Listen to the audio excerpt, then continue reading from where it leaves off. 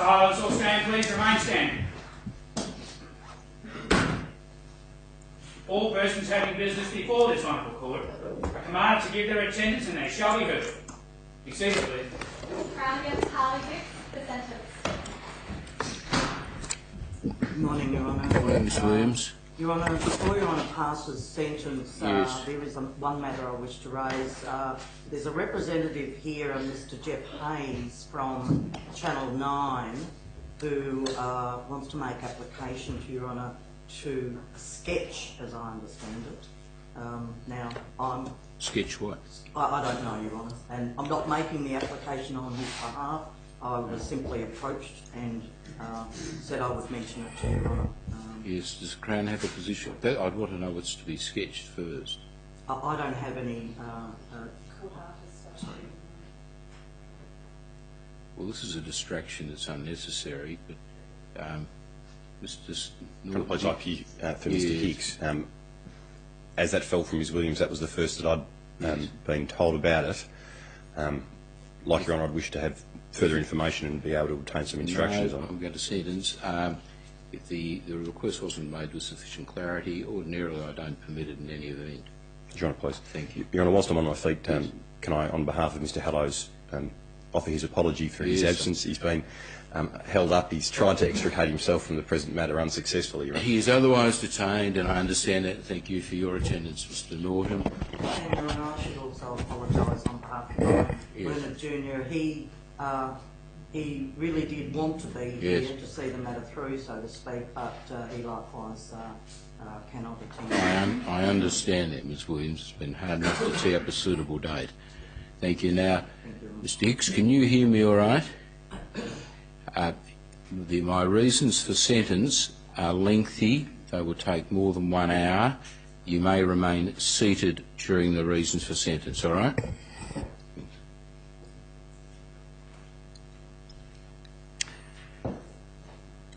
Harley Hicks, you have been found guilty by the jury impanelled on your trial of the murder of Zayden Maxwell Whitting at Long Gully on 15 June 2012. You were also convicted of 1 charge of aggravated burglary and 2 charges of theft.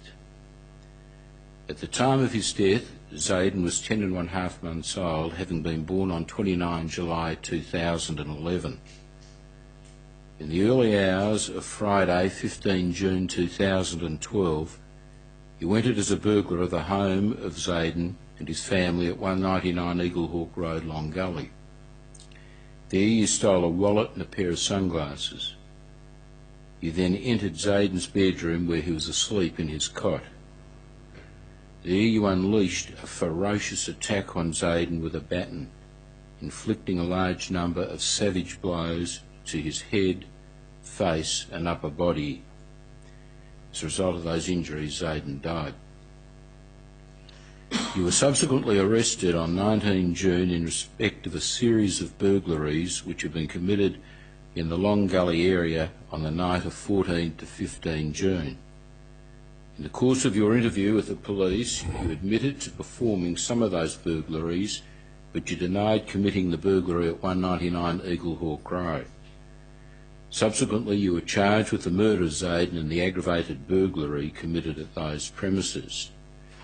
At your trial, it was common ground that the person who committed the burglary at 199 Eaglehawk Road was the person who had murdered Zayden. By its verdicts, the jury was satisfied beyond reasonable doubt that you were the person who burgled 199 Eaglehawk Road and who murdered Zayden. For the purposes of sentencing you, it is necessary first for me to make some findings of fact in relation to the circumstances of the offences for which you have been convicted. The findings which I make are consistent with the verdicts of the jury and the evidence adduced at your trial. Ordinarily, in passing sentence, it is not the role of the judge to comment on the verdicts of the jury. However, after the delivery of the verdicts in this case, some wholly intemperate and inappropriate remarks were made concerning the jury and the verdicts by one of your friends or family. which regrettably some less responsible sections of the live media saw fit to publish. Accordingly, I am constrained to observe that, on any rational, objective view of the evidence, the prosecution case against you was, to say the least, very powerful. In my view, the jury was fully justified in reaching the verdicts which it pronounced. As I stated, at the time of his death, Zayden was 10 and 1/2 months old. He was living at 199 Eaglehawk Road with his mother, Casey Veal, and her then partner, Matthew Tissell, and with Zayden's older brother, Xavier, who was then 3 years of age. Casey Veal was separated from James Whitting, who was the father of Xavier and Zayden. However, she shared the parenting of the 2 children with him. The bedrooms of both Xavier and Zayden were at the front of the house. The bedroom which Casey Veal shared with Matthew Tissell was at the rear of the premises. In the early evening of Thursday, 14 June, Casey put Zayden to bed early because he had been unwell. She used a baby monitor in Zayden's room, and on the night in question she had connected it to the power point in the room. Matthew Tissell arrived home late that evening. Zayden woke up while Casey and Matthew were attending to some household duties. She gave him a bottle, settled him with his blankets, made sure the baby monitor was on, and shut the door. That was the last time that she saw or attended to Zayden while he was alive. She and Matthew then went to bed at about 2 a.m. At that time you were living in a house at 2A Green Street, Long Gully, with your then girlfriend Martina Lawn. Your stepbrother Joshua Hicks, his girlfriend and another person were also living there. During the afternoon of 14 June, you had been taking marijuana and methamphetamine, otherwise known as shard or ice. Late in the evening at about 11 p.m, you left the house intending to carry out burglaries in the Long Gully area. You were carrying a shoulder bag. You also had a baton with you. It consisted of a large number of copper wires which were tightly wrapped by multiple layers of insulating tape. The implement, which was tendered as an exhibit in the case, was very heavy, and in the wrong hands it was potentially a lethal weapon. Having set out from your home, you entered 11 different addresses in the Long Gully area with the intention of committing thefts or burglaries there. At one of the premises in Duncan Street, you were disturbed by one of the occupants who chased you as you fled. Undeterred, you continued on your spree of burglaries. At some of the premises, you entered sheds in the backyard and either took items from them or rifled through their contents. At other premises, you entered unlocked vehicles and rifled through their glove boxes looking for valuables. You attempted to enter some of the houses, but you were deterred from doing so when you found that the back doors to those premises were locked. At one house in Wilson Street, you found that a rear window was unlocked. You entered the house through that window and stole a number of items there. You then made your way to Jackson Street, Long Gully. There at 15 Jackson Street, you entered 2 vehicles which were in the front yard and rifled through the glove box of each of them. You stole a set-top box from the console of one of those vehicles. Having completed that burglary, you then entered the property at 199 Eaglehawk Road, which is directly opposite the house at 15 Jackson Street. It is probable that you entered through the rear by climbing over the fence. You rifled through the glove boxes of 2 vehicles which were parked in the yard. You then entered the house through the unlocked rear sliding door. Having done so, you stole Matthew Tissell's wallet, which was on the kitchen bench. It contained almost $2,000, which was the bond money set aside by Matthew and Casey for the lease of other premises to which they were about to move. You also stole a set of scales and a pair of new sunglasses belonging to Matthew Tissell. In addition, you took possession of Casey Veal's wallet, but having found that it was empty, you subsequently left it outside before you departed the premises. Having stolen those items, you made your way to the front of the house. You opened the doors to Xavier's bedroom and to the spare bedroom. You then opened the door to Zayden's bedroom and entered it. You disconnected the baby monitor. What you did next is reasonably clear.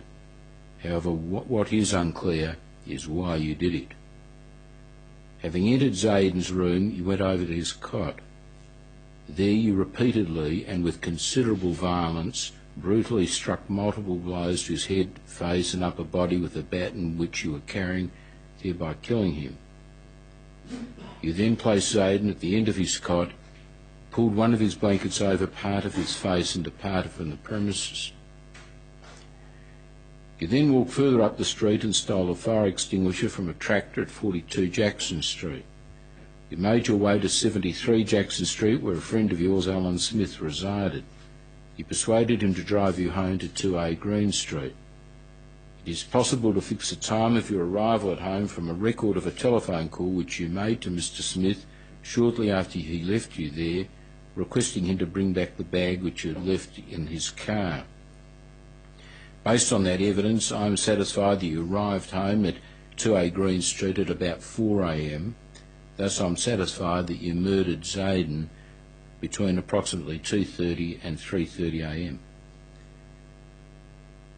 On the next day at about 6:30 a.m, Xavier alerted Casey Veal that the doors to the house were open. Casey checked Zayden's bedroom and he appeared to be asleep. She did not want to wake him, so she did not enter his room.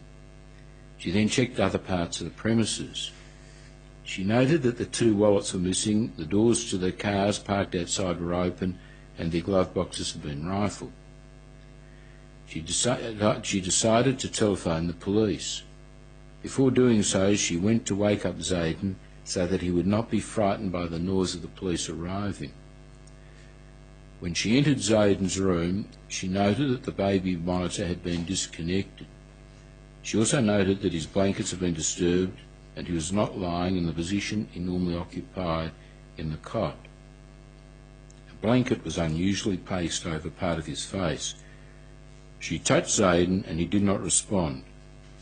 When she pulled the blanket back, she saw that there was blood everywhere and his face was bruised and swollen. She picked up her baby and screamed to Matthew Tassell to call an ambulance. While waiting for the ambulance and the police, Matthew attempted to revive Zayden. The ambulance paramedics arrived and tried desperately to bring Zayden back to life. He was rushed to hospital, where he was pronounced deceased at 8:05 a.m. The account of the attempts to save Zayden's life is set out in some detail in the depositions. Only a bare outline of them was given to the jury for obvious reasons. The full account is harrowing. I can only imagine the dreadful trauma and heartbreak involved at that time for Casey Veal, for Matthew Tassell, and for those who loved Zayden. It is appropriate that I acknowledge their valiant attempts to save Zayden and the dedicated efforts of the ambulance paramedics and the staff of the Bendigo Hospital Emergency Department who attended him. Subsequently, an autopsy was conducted on the body of Zayden. The pathologist, Dr. Lee, noted that there were a minimum of 25 blunt impact injuries to the face and a minimum of 8 blunt impact injuries to his scalp. The photograph of those injuries tendered at your trial graphically depicts the savage brutality of the attack which you inflicted on Zayden. As a result of the blows to the scalp, Zayden suffered 2 fractures to the left-hand side of his scalp. Dr. Lee considered that those fractures were probably caused by a blow or blows between the 2 fractures, the force of which was so severe as to cause the skull to fracture on either side of them. In addition, there was a depressed fracture to the right-hand side of the skull. The complex pattern of the fracture meant that it was likely to have resulted from more than one blow to the area, inflicted with a severe amount of force. In addition, the blows to the skull which caused the fractures I have just mentioned were of such ferocity that the force of them was transmitted to the base of the skull, causing fractures to that area. There are also hemorrhages on the surface of the brain and within the brain itself. In addition, the pathologist noted a fracture of the right collarbone, which would have been caused by the application of severe force, and a fracture of the right rib. Unsurprisingly, the pathologist concluded that the cause of death was a blunt impact to Zayden's head, resulting in skull fractures and injury to the brain. The injuries noted by the pathologist make it plain that you perpetrated an extraordinarily violent bashing on Zayden, involving multiple blows with the baton to the head, face and other parts of the body. The pathologist noted some areas of circular bruising to Zayden's face, which contained a pattern that was consistent with the application of force by the end of the baton from which the copper wires protruded. Thus it is clear that you bashed Zayden not only with the length of the baton, but also with the end of it. Based on the evidence of the nature, extent and severity of Zayden's injuries, the only reasonable inference is that when you struck the fatal blows which caused Zayden's death, you specifically intended to kill him. Apparently unaffected by the horrific crime that you had just committed, you left the premises at 199 Eagle Hawk Road, taking with you Matthew Tassell's wallet, his sunglasses and the scales. As I stated, you then made your way up the street, stopping at 42 Jackson Street to steal this fire extinguisher. You then made your way to the home of your friend Alan Smith. He agreed to your request to drive you home. At your direction, he stopped en route in Wilson Street, where you collected the items that you'd stolen from a house in that street. When you arrived home, you spoke with your stepbrother Joshua, and you consumed some drugs with him. You then went to bed, apparently entirely untroubled by the dreadful crime you had committed. On the next day after you woke up, you showed the items you had stolen to Joshua and the other occupants of the premises. You placed a set-top box stolen from 15 Jackson Street in the lounge room cabinet. Unbeknown to you, it had Zayden's DNA and your DNA on it. You left the baton, also with Zayden's DNA on it, in your bedroom under clothes and other belongings strewn on the floor. You kept and subsequently wore the sunglasses that you'd stolen from Matthew Tassell. It had been previously arranged that Martina Lorne and you would travel to Martina's older sister's house in Gisborne on Saturday 16 June in order to attend a birthday party that was to take place there. However, on Friday 15 June, you persuaded Martina to leave Bendigo for Gisborne one day early. Unsatisfied, you did so in order to avoid detection and apprehension for the murder you had committed on the previous evening. Having arrived in Gisborne that evening, you used a computer at the premises at which you were staying to check the internet for news relating to the death of a baby in Long Gully. On Sunday, while you were there, you cut off the legs of the tracksuit pants that you had worn on the evening of 14 to 15 June. You disposed of the legs of the tracksuit. I am satisfied that you did that because it occurred to you that they might have bloodstains or other matter on them which might link you to the murder of Zayden. On the next day, Monday 18 June, Martina Lorne told you that the police had contacted her mother wishing to speak to Martina. You immediately fled and hid at the Gisborne Oval, not even taking your wallet with you. I'm satisfied you took flight because you were concerned that if you stayed there, you might be arrested for the brutal murder that you had committed. On the following day, 19 June, you contacted your father. He collected you at the Oval and drove you back towards Bendigo. En route, you were arrested by the police and taken into custody. It is clear that before your arrest, you had already cooked up a false story to protect yourself. Almost immediately after you were arrested, you falsely claimed that on the evening of 14 to 15 June, you had been out committing burglaries with a former acquaintance of yours, Aidan Kirby.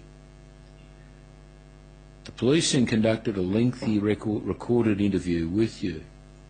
At an early stage of that interview, you sought to implicate Aidan Kirby in the murder of Zayden.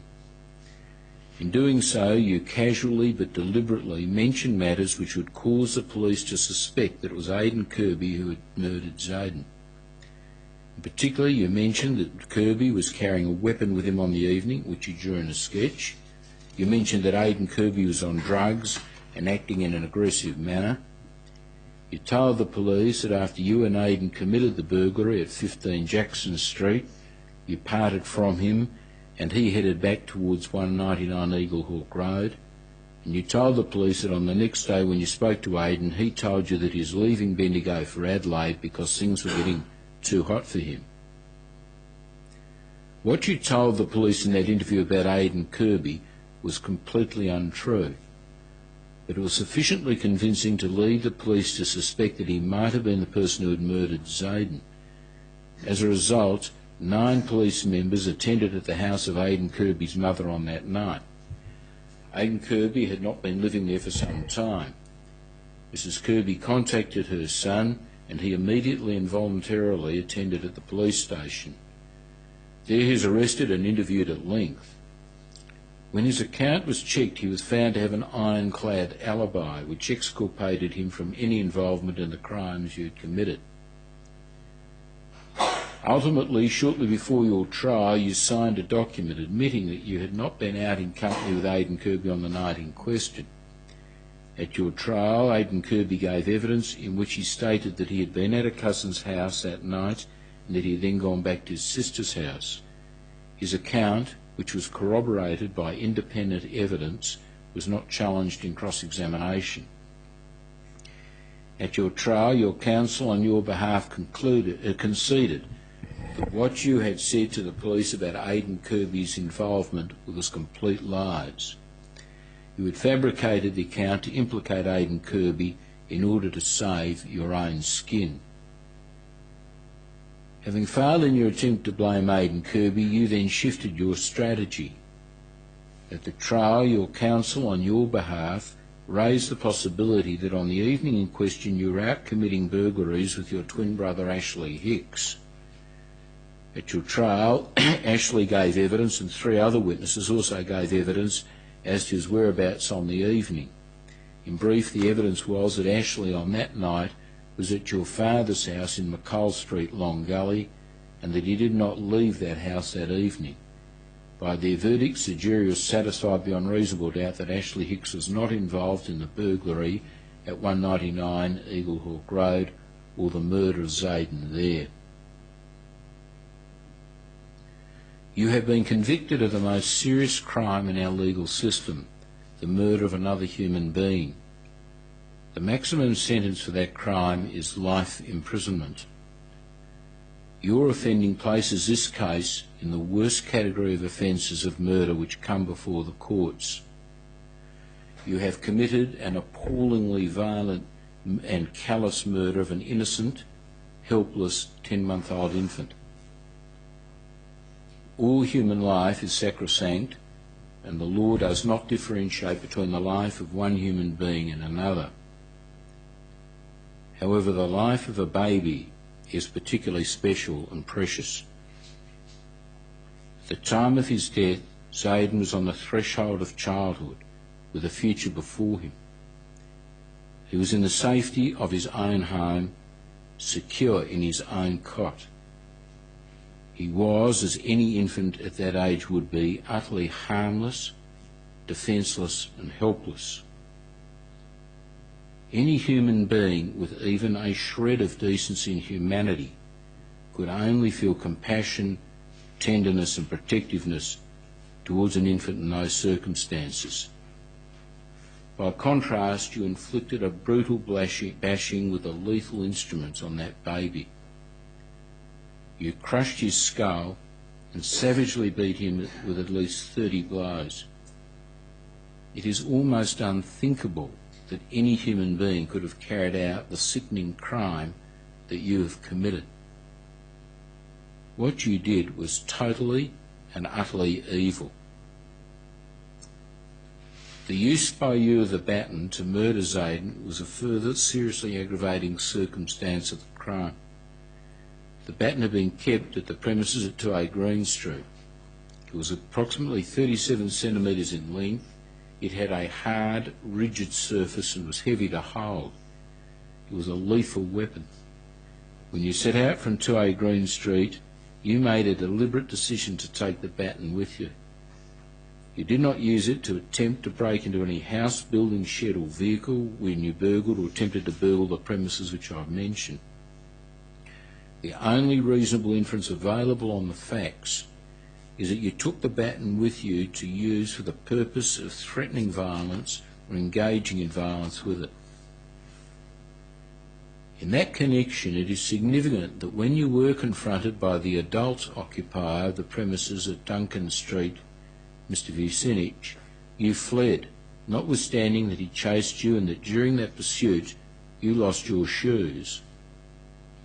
While it is fortunate that you did not seek to confront Mr. Vucinic on that occasion, the fact that you did not do so only serves to highlight the utter needlessness and cowardice of your lethal attack on Zayden with the baton. The murder by you of Zayden was unspeakably cruel and callous. So too was your behaviour immediately after it. You have displayed no remorse at all for what you have done. Indeed, you were so unmoved by your crime that you walked up the road, and no doubt in a spirit of exuberance at having successfully stolen a large sum of money, you let off the fire extinguisher that you had stolen. You then made your way to Alan Smith's place, where you replenished yourself with a sausage roll. On your way home you made sure that you recovered the items which you had stolen from Wilson Street. When you got home to 2A Green Street you gloated over your bounty, flashing around some of the money that you had stolen. In the following days you wore Matthews to sell sunglasses. For all you knew, they belonged to the mother or father of the baby who you had just murdered. All the behaviour which you indulged in until your arrest and during your police interview was entirely directed to saving yourself, so much so that you even stooped to casting the blame for your appalling crime onto an innocent man. I have no doubt that you thought that Aidan Kirby would be a soft target onto which you could transfer your guilt. As I stated, the police were clearly influenced by what you had told them about Kirby. Accordingly, an innocent man was arrested, interviewed at length and investigated in respect of the dreadful crime you had committed. Your conduct in seeking to implicate Aidan Kirby in your crime further aggravates your wrongdoing in this case. Throughout the trial, I took the opportunity to observe you in the dock. At no stage of the trial could I detect from you any sign of remorse, nor was there even the slightest indication by you of any pity or sympathy for the baby whose life you had taken, or for his family whose lives you have shattered. Rather, you seemed totally oblivious and impervious to such human feelings. The evidence of Casey Veal, of the paramedic, and of the pathologist were each heartrending. During those parts of the case, I detected no sign from you that you had any sympathy for Zayden or for his family. By contrast, at other stages during the trial, you became quite animated, and indeed your behaviour was such as necessary for me to bring it to the attention of your counsel. I am satisfied beyond reasonable doubt that you have no remorse for your wrongdoing, and you have not suffered even the slightest pang of conscience in respect of it. As I stated, the evidence does not reveal with any clarity why you murdered Zayden. At your trial, the prosecution proffered the possibility that by entering Zayden's room you disturbed him and you bashed him in order to prevent him waking the other occupants of the house. Certainly that explanation is consistent with the fact that Zayden was not sleeping well at the time because he had a cold, and also with the fact that you disconnected the baby monitor. If that explanation constituted your motive for killing Zayden, then you murdered an innocent child so that you could escape from the premises with the valuable items you had stolen from it. On the other hand, if that was not your motive, then your murder of Zayden was simply an act of unmitigated evil, committed by you for the sheer sake of it. On either view, there are absolutely no extenuating circumstances attaching to your appalling crime. In this respect, as your counsel, Mr. Hallows, correctly acknowledged, it is not a mitigating circumstance that you might have been affected by the drugs, and in particular methamphetamine or ice, that you had consumed before commencing the spate of burglaries you committed on that night. In any event, there is no evidence that the consumption by you of that substance caused you to act in an irrational or erratic manner, or that it significantly affected your judgment on that night. To the contrary, you were systematic in carrying out the 11 burglaries which I've described, and you adhered to a consistent methodology in doing so. You were able to make good your escape when Mr. Vucinic intercepted you while you were attempting to burgle the premises at Duncan Street. After you murdered Zayden, you enlisted the aid of Mr. Smith, your friend, to drive you home. In its own way, that was a sensible and rational decision in light of the crime you had just committed. Mr. Smith did not describe anything untoward in your manner or your mood at the time. On your way home, you stopped to collect the items that you had already stolen in Wilson Street, which is another rational decision by you. You have a large number of criminal convictions, dating back to 2007 when you were 14 years of age. In particular, you have one previous conviction for armed robbery, one previous conviction for aggravated burglary, one previous conviction for reckless conduct endangering life, and 4 previous convictions for burglary. On a number of occasions you have received sentences which were designed to assist in your rehabilitation. Those sentences included releasing on a good behaviour bond, on probation, subject to a youth supervision order and subject to a community corrections order. You have breached a good behaviour bond, 2 previous probation orders and 2 previous youth supervision orders. Your offending in this case constituted a serious breach by you of a community corrections order, which I shall refer to shortly. Of particular concern is that your criminal history reveals an increasing level of violence associated with your previous offending. In November 2009, you were sentenced for offences of aggravated burglary and unlawful assault arising out of an incident in May 2009. In that incident, you aided and abetted 2 associates who entered the premises of a married woman and terrorised her with a view to exacting revenge on her husband or son in respect of an assault which you allegedly committed upon you. In April 2010, with 2 other associates, you stole a motor vehicle. While the vehicle was driven by another associate, it crashed into a service station in Long Gully. As a result of that incident, in May 2010, you pleaded guilty to a number of offences, including reckless conduct endangering life. You were sentenced to be detained in a youth justice centre for a period of 4 months. Of greater concern is your most recent conviction before the offending in this case. In April 2011, you carried out an armed robbery on a service station in Golden Square. The robbery was pre-planned. You recruited an associate to drive you to and from the place of the robbery. You were armed with and you brandished a large kitchen knife while demanding that the staff member of the service station hand over money from their till. You grabbed the wallet which was on the counter and fled the premises. You were later arrested for that armed robbery on 27 May 2011. You were taken into custody. Later that year you were released on bail. On 13 April 2012 you pleaded guilty before the Melbourne County Court to the offence of armed robbery. You are sentenced to be subject to a community corrections order for 12 months, during which you are required to undergo treatment and assessment in respect of a number of issues, including drug and alcohol abuse. After attending the Bendigo Community Correctional Service on one occasion, you thereafter failed to attend a number of appointments arranged for you by that service. Thus, at the time of your offending in this case, you were subject to a community corrections order which had been imposed on you only 3 months earlier in respect of a serious crime of violence committed by you. You had failed to comply with the terms of that order, and you'd given no justification for doing so. As I've already stated, the primary victim of your offending in this case was a 10 and 1 month-old infant, Zayden Veal-Whitting.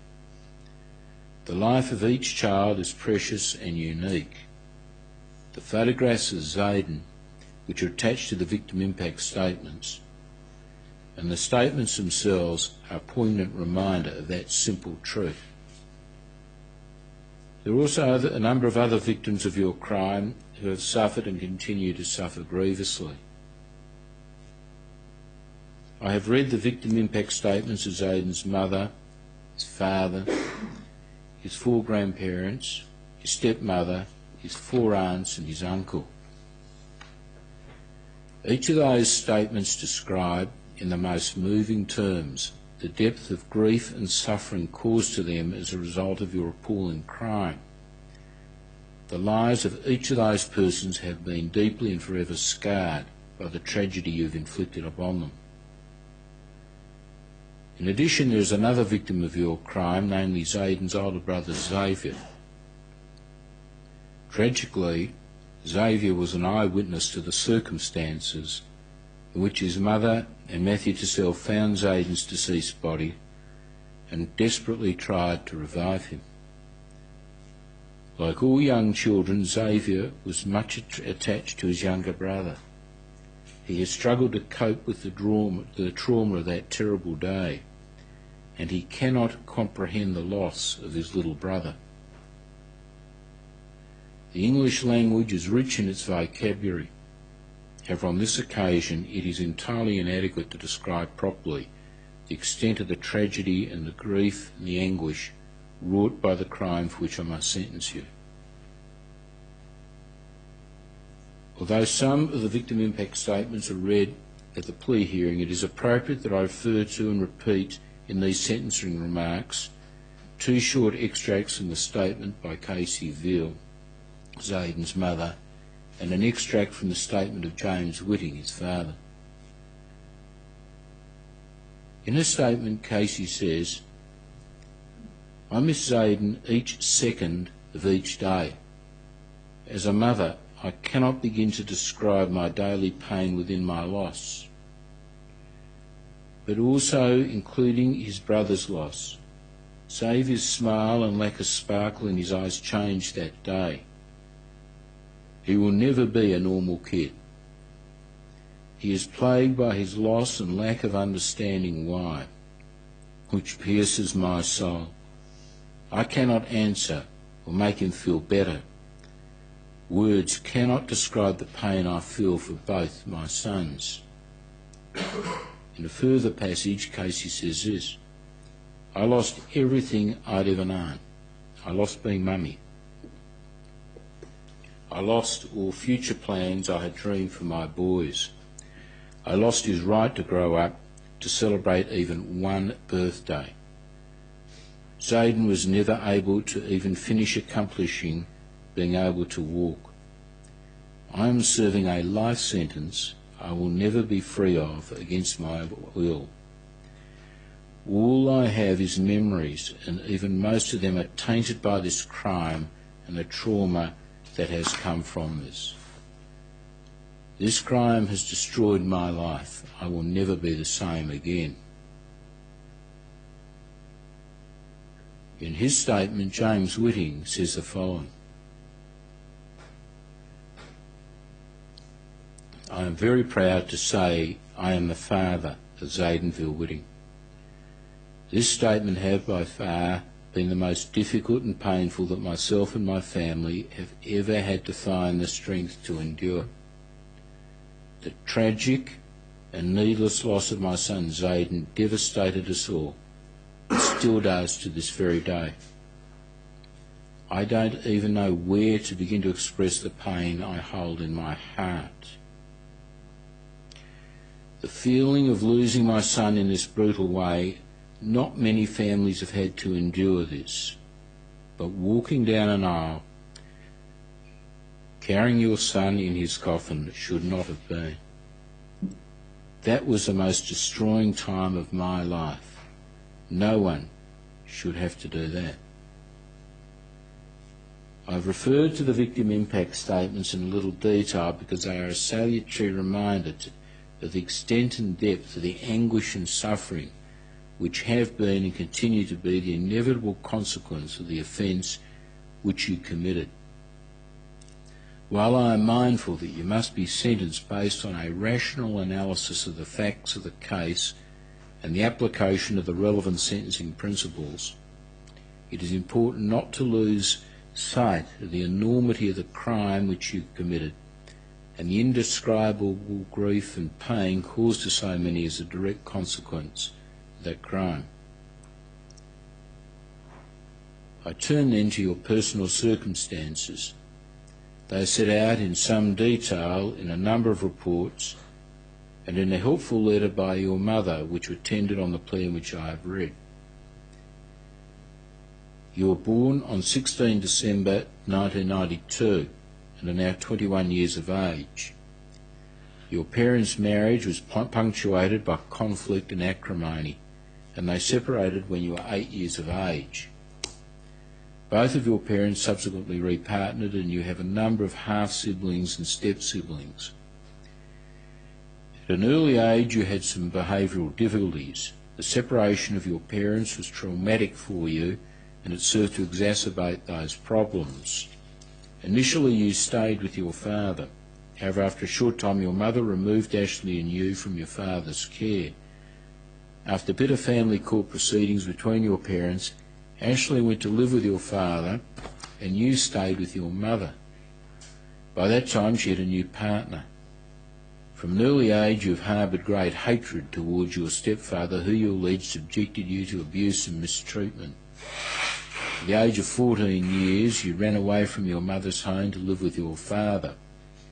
However, your father was unable to adequately control both Ashley and yourself. As a result, you were placed with foster parents and also in St Luke's residential unit for some time. At that stage, you were a client of the Adolescent Protection Unit of the Department of Human Services. As I stated, from an early age you had behavioural problems. A medical practitioner diagnosed that you suffered from attentional deficit hyperactivity disorder and also oppositional defiant disorder, which is a childhood behavioural problem characterised by constant disobedience and hostility.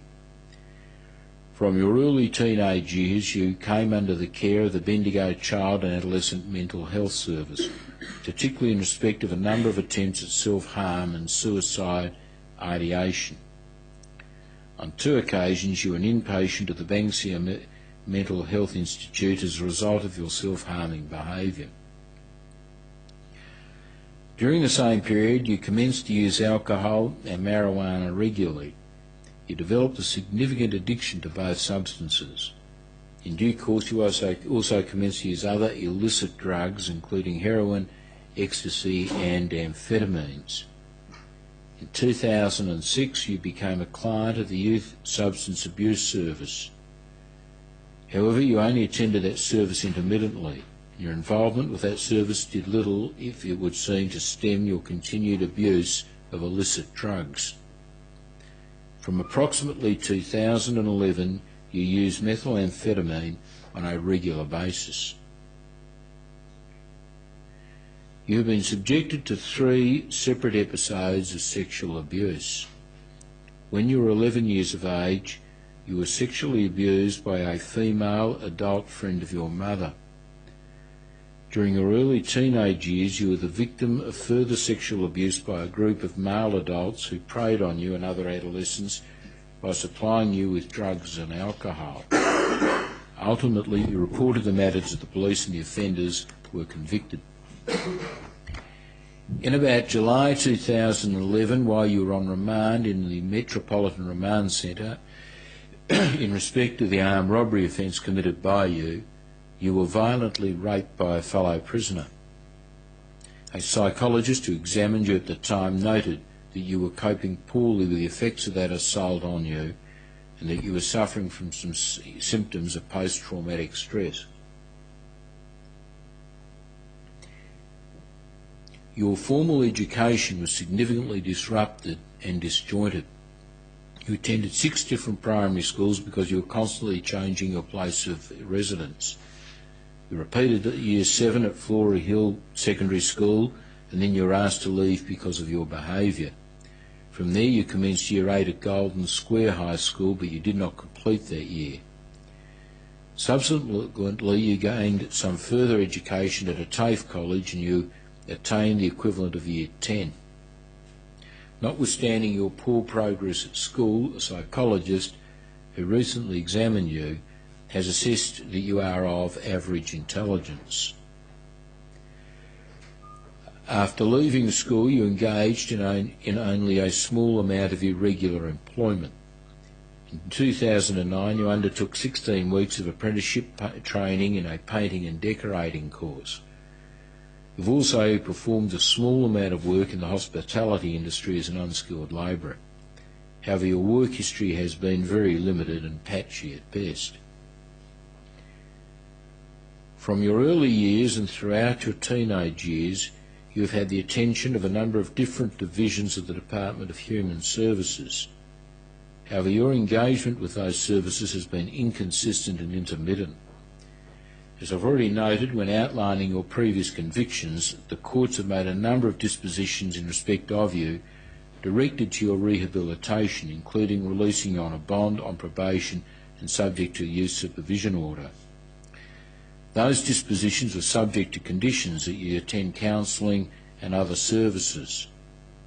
On some of those occasions you complied partially with those conditions, but it would seem on most occasions you were unable to comply with those conditions for more than a short period of time.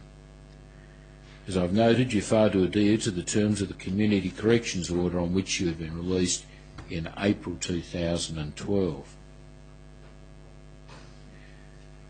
Notwithstanding that at an early age you were diagnosed to have behavioural disorders, and despite the dysfunctional circumstances in which you've lived your life, it appears that at the time at which you committed the offences in this case, you were not, and at the present time you are not, suffering from any psychological or psychiatric illness or disorder. Dr. Glowinski, a consultant psychiatrist at the Victorian Institute of Forensic Mental Health, assessed you in February 2012 in preparation for the plea which was to be made on your behalf in respect to the armed robbery offence committed by you. He noted that you were then on a number of prescribed medications, including mood stabilising medication, antipsychotic medication and antidepressant medication. He noted that you had previously been diagnosed with attention deficit hyperactivity disorder and with depression and bipolar disorder. However, Dr. Glowinski did not make any formal diagnosis other than expressing the view that your substance abuse was the most relevant risk factor to your offending behaviour. You were examined for the purpose of your plea in this case by Mr. Patrick Newton, a forensic and clinical psychologist, on 1 May 2014. Mr. Newton took a detailed history from you and he provided a comprehensive report in respect of his conclusions. He concluded that your mental state did not evidence any indication of an active psychological disorder. He formed the view that you are not currently suffering from the active effects of any anxiety-related disorder, mood disorder or adjustment disorder. We consider that the medication and treatment which you are currently receiving is effective to control your symptoms. Mr. Newton noted that your self-esteem is extremely poor as a consequence of your chaotic family life, the abuse to which you've been subjected, and your involvement in a drug-using subculture from your late childhood through adolescence and into adulthood. Mr. Newton concluded that by the time you were an adolescent, prominent antisocial features were established as part of your personality, and they become more intense as your adult years have commenced. He considered that they are sufficiently serious to warrant a diagnosis of antisocial personality disorder with borderline features. Based on those reports, your counsel, Mr. Hallows, correctly accepted that your case does not come within any of the principles which were summarised by the Court of Appeal in the Queen and Verdens. Nevertheless, as Mr. Hallows correctly pointed out, the matters to which I have referred are relevant in determining your sentence. The brief summary of your personal history demonstrates that from an early age you suffered from behavioural disorders. Those problems are compounded by your chaotic and dysfunctional family life, the instability in your home life, the sexual abuse to which you are subjected, and your long-standing abuse of alcohol and drugs. I accept that all those matters played an important role in your previous offending. That is not to excuse your previous offences. However, your personality is very much a product of the factors to which I have just referred. As such, those factors played an important role in your involvement in the lifestyle in which you indulged when you committed the offences for which you have been previously convicted and the offences which you committed in this case. In his report, Mr. Newton also addressed the question of your prospects for rehabilitation. He considered that you would benefit from continued counselling and psychotherapy to assist you to address the impacts of the abuse you have suffered and your personality issues. He also recommended that you participate in educational and vocational training. He considered that your prospects for rehabilitation are not positive, even with the best treatment available to you. Without the provision of intensive assistance, he considers that your prognosis for recovery would be poor. If your problems are left untreated, they are likely to become more entrenched and destructive with the passage of time. In the circumstances, regrettably, I am satisfied that your prospects for rehabilitation are at best poor. I base that conclusion not only on Mr. Newton's report. You have a large number of previous convictions and you have repeatedly failed to avail yourself of the opportunities which have been provided to you to rehabilitate yourself. The very nature of the crime in this case, and in particular the senseless violence in which you indulged, together with your lack of insight and remorse, add powerful weight to the views expressed by Mr. Newton. Mr. Newton's report is relevant to the question of the need to protect the community from you. The circumstances of the offence in this case of themselves demonstrate that you are a danger to the community.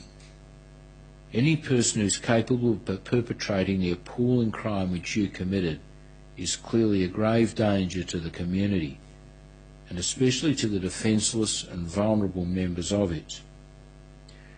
Those concerns are magnified by your criminal record, and in particular the last 3 previous convictions to which I've already have referred. In this context, it is relevant that Mr. Newton has expressed the view that you have an antisocial personality disorder with borderline features. In addition, as I've already stated, you have not displayed any remorse. There is no evidence you have come to grips at all with the horrific nature of the crime that you have committed.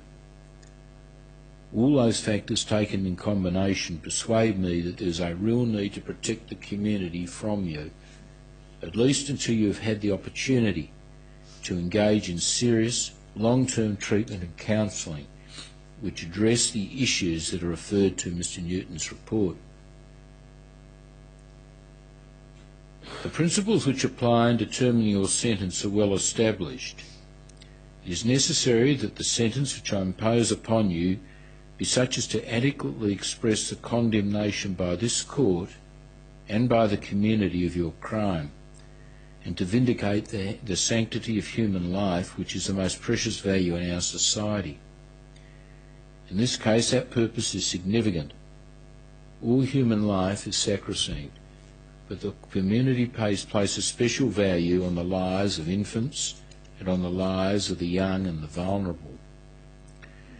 It is necessary in a case such as this, which involves the vicious murder of an innocent baby, that the sentence imposed on you be sufficient to uphold that value and to express the court's and the community's abhorrence of your crime. Connected with that consideration, the sentence which I am to impose upon you must be of sufficient severity to serve as a general deterrent to others by constituting a clear message to any other person who might be minded to harm the lives or well-being of innocent children, that such conduct will be met with the most severe of sentences, in which mercy plays no part. It is only in that way that this court and the community can do its best to protect the lives of its young and vulnerable members. In addition, it is important that the sentence which I impose on you is sufficient to ensure that you yourself are personally deterred from further wrongdoing, and to instil into you some understanding of and insight into the terrible nature of the crime you have committed. Finally, as I've already stated, it is important the sentence be of sufficient duration to provide protection to the most vulnerable members of the community from you, at least until you are properly considered safe to return to the community. Based on those considerations, Ms Williams of Queen's Counsel, who appeared with Mr Haywood on behalf of the prosecution, submitted that I should impose upon you a sentence of life imprisonment. She accepted that in your case I should fix a minimum non-parole period. In that respect, Ms Williams drew my attention to a number of cases to which I shall shortly refer, including the sentences of other persons found guilty of the murder of young children. In response, Mr Hallows, who appeared on behalf of you, in the course of a thorough and persuasive plea, submitted that in all the circumstances of the case, a sentence of life imprisonment is not the only sentencing option available. He submitted that I should therefore consider imposing, instead, a head sentence of a number of years which he realistically conceded would be of substantial duration.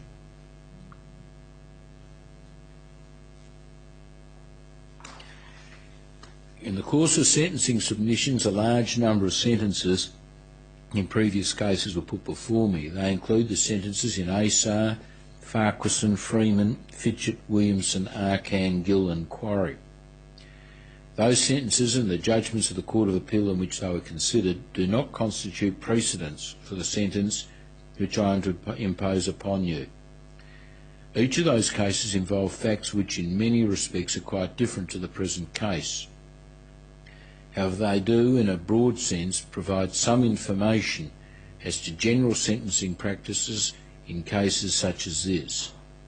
In that way, they are of assistance in providing a guide as to the range of sentences which the courts have imposed for the most serious crimes of murder, and in particular those involving the violent killing of the very young or the very vulnerable. It is in that way that I've taken into account the sentences which are imposed in those cases.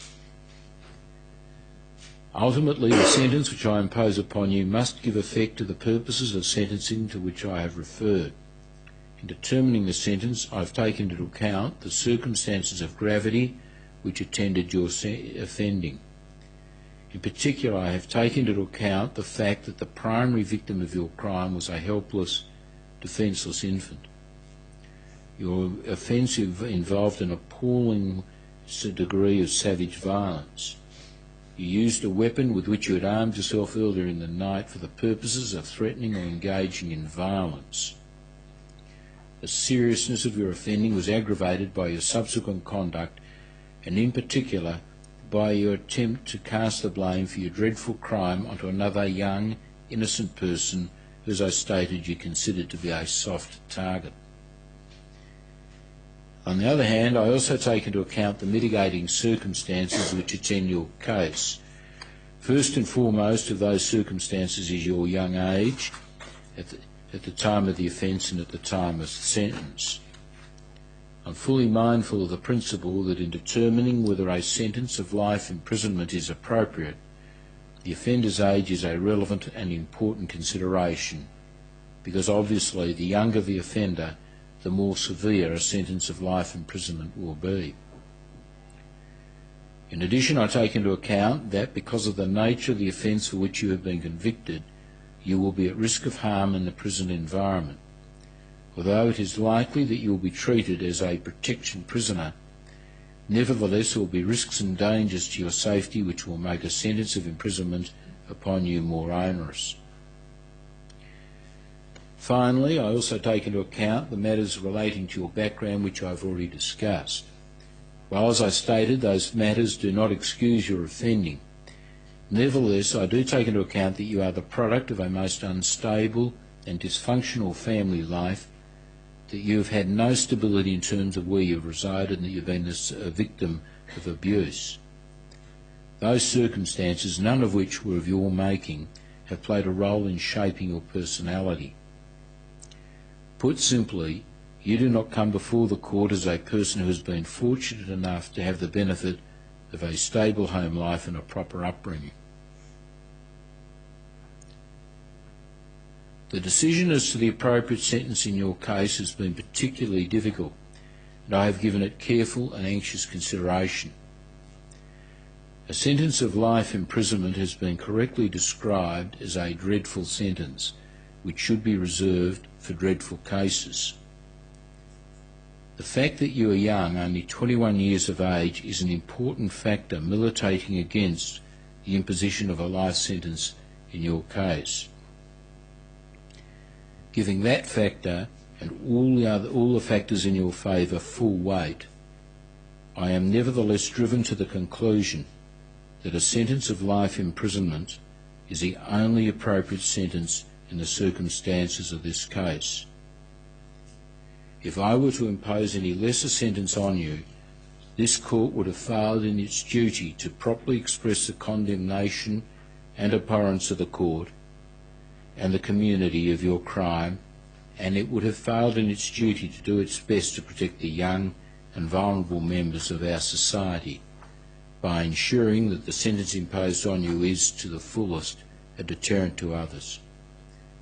Accordingly, I have come to the conclusion that the only appropriate sentence to be imposed upon you for the murder of Zayden Whitting is a sentence of life imprisonment. The question that remains is whether I should fix a minimum non-parole period. Ms Williams, on behalf of the prosecution, in submitting that I should impose a life sentence, conceded that I should set a non-parole period. In my view, that concession is correct for a combination of two reasons. First, you were young at the time of the offence and you're still young. You face a long term of imprisonment in circumstances that will be more onerous than for other prisoners. If you survive to an age equivalent to the normal life expectancy, such a sentence would be extraordinarily long. Secondly, in almost each of the other cases to which I have been referred, a non-parole period was set. As I stated, those cases are not precedents for your sentence. Nevertheless, cases such as Asar, Freeman and Farquharson involved appallingly evil acts of murder of children in the trust and care of the offender for the basest of motives. In each of them, the offender was granted a non-parole period. Principles of consistency of sentencing militate in favour of the setting of a minimum non-parole period in your case also. In determining the length of your non-parole period, the same principles and purposes apply as those which are applicable to fixing your head sentence, save that in the case of the non-parole period, more weight is attached to your personal circumstances, and in particular to the considerations of your age, your background, the likely circumstances in which you will serve your sentence, your prospects for rehabilitation, and the need to protect the community from you. It is for that reason that the non-parole periods fixed in the other cases which I've already mentioned are of less utility than in fixing your head sentence. So far I've only addressed my remarks to the most serious offence committed by you, the murder of Zayden Phil Whitting. You've also been convicted of charges of aggravated burglary and 2 charges of theft. The aggravated burglary committed by you was of itself a serious crime. However, I accept that the offending by you in respect to the aggravated burglary and the theft was very much part and parcel of the principal charge on which you have been convicted, the charge of murder. That consideration will be reflected in the sentences which I impose in relation to the charges of aggravated burglary and theft. Taking those matters into consideration, I sentence you as follows.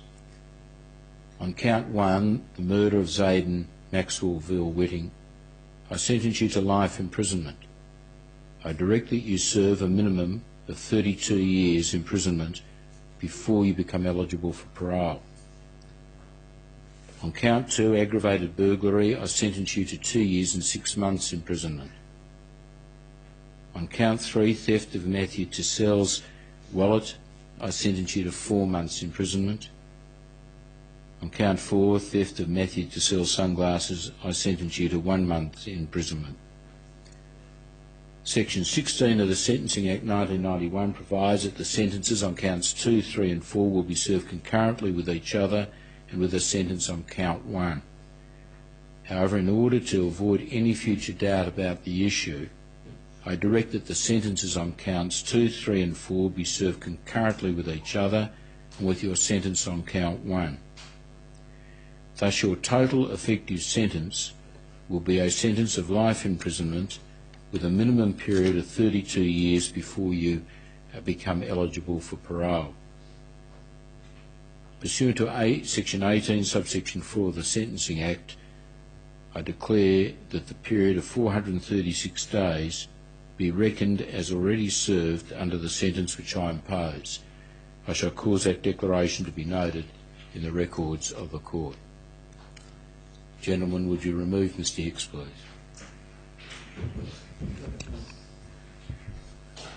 I'm going to.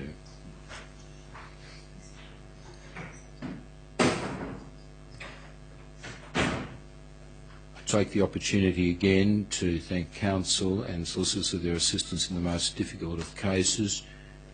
It is also appropriate that I acknowledge and thank the Bendigo court staff. This case had a lot of logistic issues which were addressed by them, and I particularly thank Ms Kirsty Howes and Ms Teresa Jones for their assistance throughout the trial and during the sentence.